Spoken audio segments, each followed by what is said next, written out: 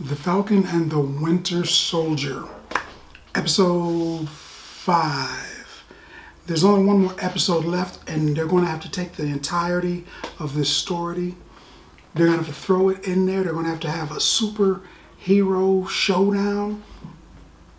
There's so much to unpack. There's no way they're doing it all in this. So they're either going to have the Falcon and Winter Soldier second series, or they're going to take all of this and they're going to put it in a movie. They're going to separate it out and hash it out in a movie. I think parts of this and parts of the other series are going to be introduced as elements in the movie. I was debating how much spoiler stuff I was going to put in here, so I'm going to let you know when the spoiler stuff starts so you can enjoy the video and then say, oh my god, here comes the spoilers, and you'll know, okay?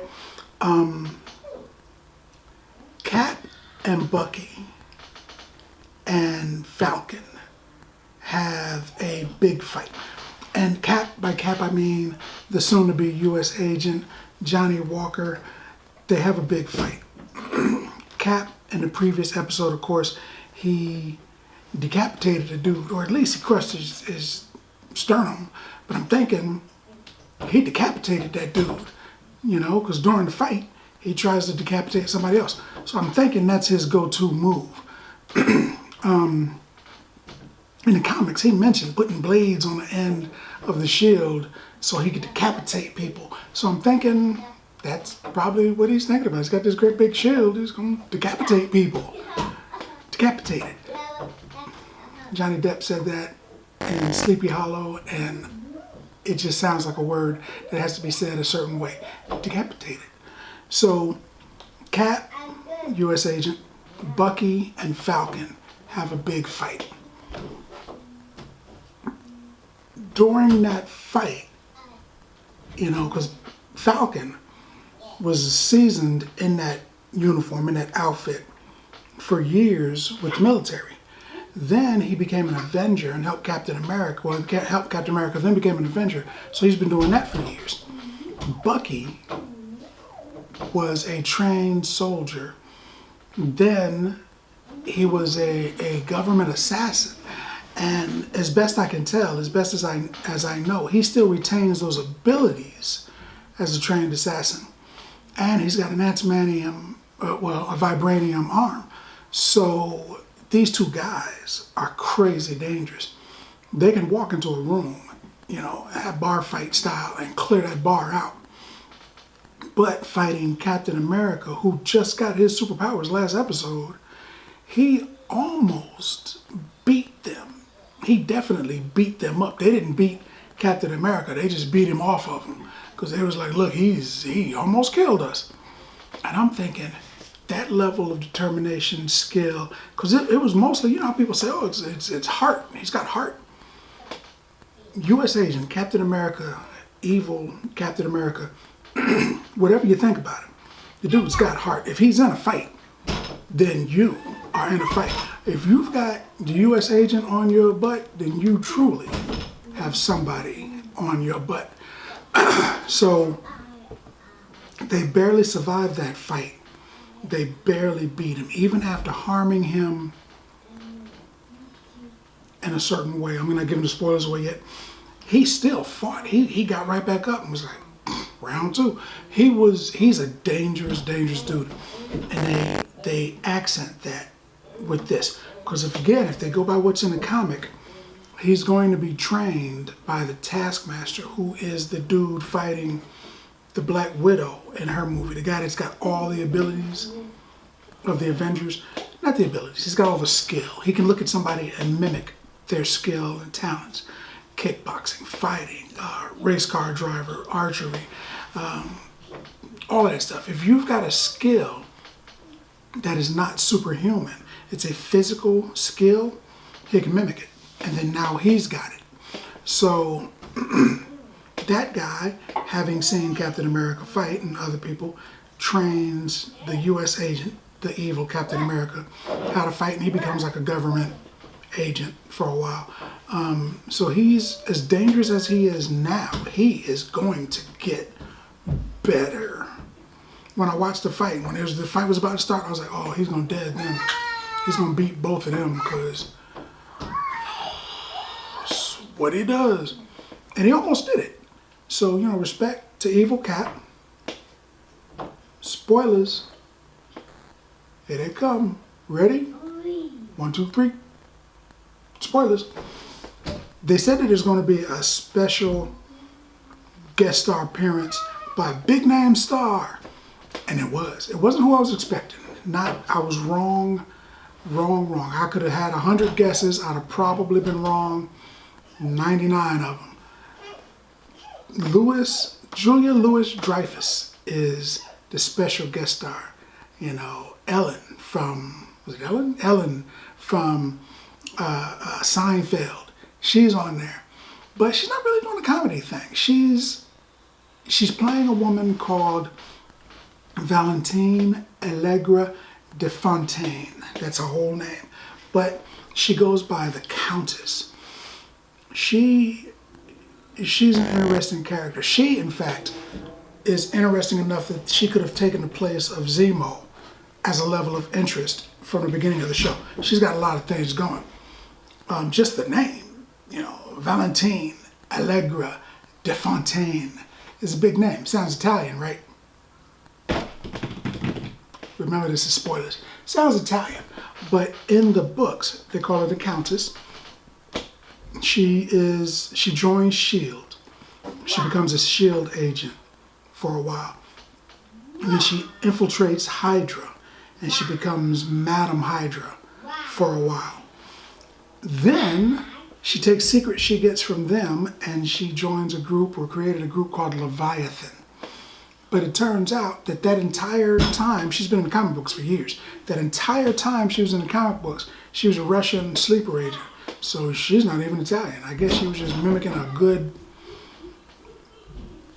she had a good imitation of an Italian person. She's Russian. So here, I don't know which aspect they're going with.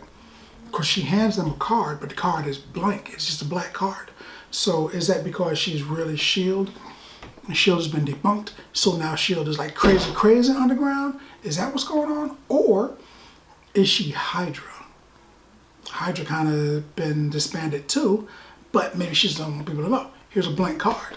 I'll talk to you later. Because she tells them, I'll call you. The smartest thing you can do is answer my call. She tells them that.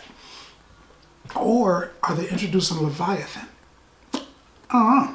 But whatever it is, it's going to be interesting because they've introduced her. And she's clearly going to be in more things because she's going to be his connection, I think, to becoming U.S. agent, apparently. Because she tells them, don't worry about what they did. Don't worry about them saying they're going to take the shield. Don't worry about this. Don't worry about that. I got you covered. His wife is like, well, who are you? And she's like, don't worry about anything. I got you covered. Like she interrupted her. So I'm thinking this may be what transitions him to the U.S. agent. And from U.S. agent, probably what transitions him to the Thunderbolts. Thunderbolts are coming. They're definitely coming. That's a group of villains who become heroes. Or they do heroic things, at least. Then they find out that they kind of dig being heroes. There's a lot of advantages to being a good guy. We're getting paid by the government. We're not getting hunted down every day. We still got money. We can take care of whatever it was we needed the money for. And we still get to beat the crap out of people. So they kind of dig being heroes because they're government agents. They're actually being paid by the government. They're not doing it just because they got a cool suit, some gamma rays, bit by a spider. They're doing it because they're getting paid and they dig that. So Bucky makes an arrangement with the Dora Milaje. And he's like, hey man, I need another favor. And she's like, so he gets this, what I'm assuming is the suit, and it's in a case, and he hands it to the Falcon. So Sam takes it, he looks at it, he's like, all right. And they go fixing on the boat and doing their thing, their old la-di-da, guy moment. And then afterwards, he's looking at it, and he's like, At the end of this episode, he looks at it and he opens it. But when he opens it, the camera changes. The camera angle changes. And we're looking at the back of the case. The reason we're looking at the back of the case, because they don't want you to see what's in it. But we kind of know. It's all Pulp Fiction style. He opens it. You know in Pulp Fiction that was either money or drugs or gold or something. Because it glows. So when we look at this, we know it's the suit. It's got to be the suit. When he's Captain America, he's famous for wearing a Captain America / the Falcon suit. So this has got to be it. And it came from Wakanda. So, he was telling the guy at the beginning, Joaquin, he's like, hey man, every time you guys mess with Red Wing, it comes back, wonky. Doesn't work right. He can't fix the wings. During the fight, the wings were damaged. So he gives those to Joaquin. So then he's like, okay, well, something's in the case. He opens it. It's got to be the suit. Of course it's the suit. So, getting to Joaquin. Joaquin, he hands him the damaged wings. Joaquin takes the wings. In the comic book, Joaquin Torres becomes Falcon 2.0. He's the Falcon.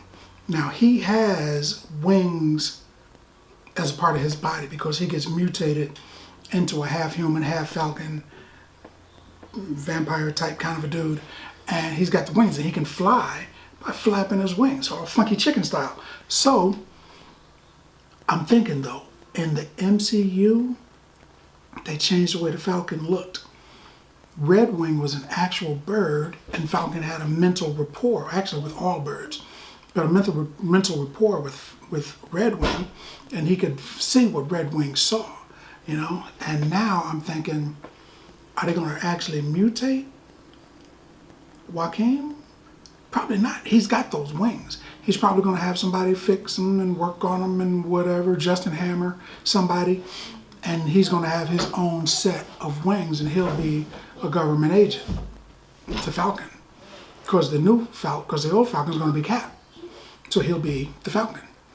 And Falcon clearly was doing missions with the army, so he'll probably take up those missions. I'm thinking. I don't know. They've only got one episode left. They got a lot of stuff to do. Also, they mentioned the Raft. They're going to take Zemo to the Raft. I think that's a bad idea. For one, Zemo is going to get out. That's what he does. He escapes.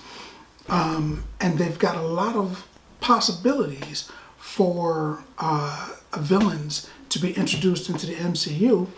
Also for villains to be introduced into the Thunderbolts, because a great many of them come from or are in the Raft. The most powerful hero at that point on the planet was a dude called the Sentry.